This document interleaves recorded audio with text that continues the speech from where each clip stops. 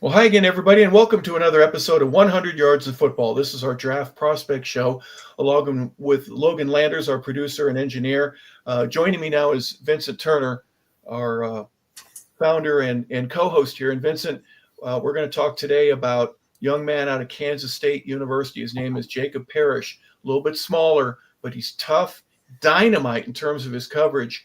But because of his size, I'm not sure exactly where he's going to go. He's listed at number 22, and that includes all of the DBs and the safeties that are a part of that are in front of him right now. But he's moving up because he is a blazer. This guy can run. When you look at press coverage, you're looking at man-to-man and playing tight the line of scrimmage, Frank Minifield and Hanford Dixon brings this young man to my mind. Very outstanding football player at Kansas State University. Played in all 38 games that he attended at school for 3 years. This is a guy that I think is going to come in from day one, as we say here on 100 Yards Football, and he got a chance to be a starter. Back to you, Harper. Yeah, what I like about him is his toughness and everything. So Jacob Parrish wears number 10, as you can see that right now. He's 5'10", 191 pounds. So he's a little bit smaller, but the 191 pounds is impressive to me, Vincent, because he's a bigger, thicker guy. Even though he's vertically a little bit smaller than a lot of guys, he's stout. He'll hit you too. Now, he's from Kansas. He ends up going to Kansas State right there. He's an excellent wide receiver when he was in high school. He had 15 touchdowns. He had 6 interceptions playing both ways there. And a 3-star guy that comes out of Olathe, Kansas, runs a 10.47 100 meters when he was in high school. So you knew he could run. He had some really good speed. He's very athletic. But as you mentioned, during the time at Kansas State, he plays all the time. They had to find a spot for him his freshman year. Special teams had a lot to do with that, but getting on the field, being able to cover, staying in man-to-man and press, and really being in the hip pocket of the wide receiver. That's one of the and does as good as anybody does. When you look at this young man, we want to talk about speed. 4.35 at the combine. That answers a question to a lot of people. Can he cover people? But I like his production. 38 games, 108 tackles, 5 tackles for loss, 5 quarterback hits, 1 forced fumble, 5 INTs, and 19 pass breakups. That's what I'm looking at that impressed me if I'm looking to draft this young man.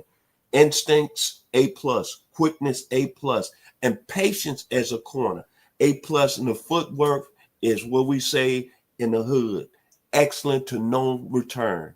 This is a football player that played real well at Kansas State. Then he did something else at the combine. When you said Harpy's athletic, 37.5 vertical. Back to you, Harp. Yeah, he can jump, he can run, he can hit. His press coverage technique can often be overwhelming to some of the receivers because he's strong. He gets his hand inside you. He forces you to redirect in a way that you're not expecting out of a guy that's a little bit smaller.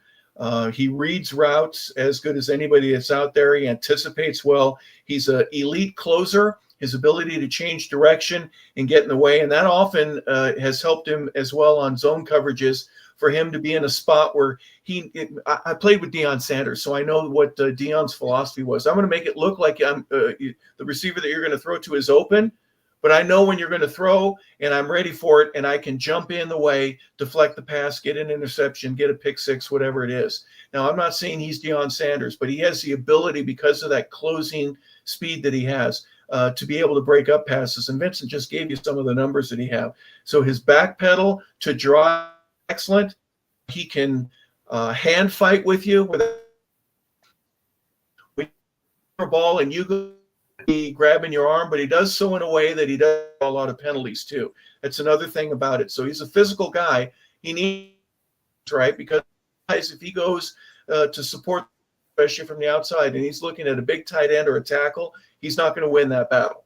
Okay, but he can work on getting around them and forcing the player that has the ball to go back to the inside. That's one of the things that everybody out at the corner position needs to learn how to do at a high level, and he's not far from getting that. But a couple things that he needs to work on, obviously his size. He can't do anything about his height, but being stronger, learning to run with greater ability to push people out of where they want to go, get stronger against the run, and Sometimes he gets beaten zone coverage because of the technique that he has. So there's a few things to work on that everybody needs to work on. So this isn't being very critical of him in particular. It's just things that in general folks need to be ready for when the draft occurs. The better you do it, the higher you're going to pick. The higher you get picked, guess what? The more money you're going to make.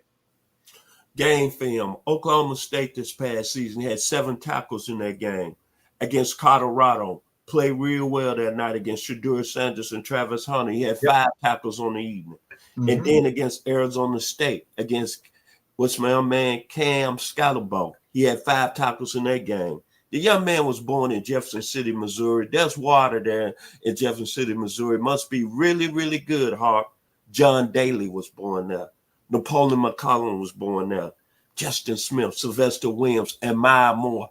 So the gentleman is coming from the water with his real, real strong, with his great athletes. And my final take on Mr. Jacob Parrish.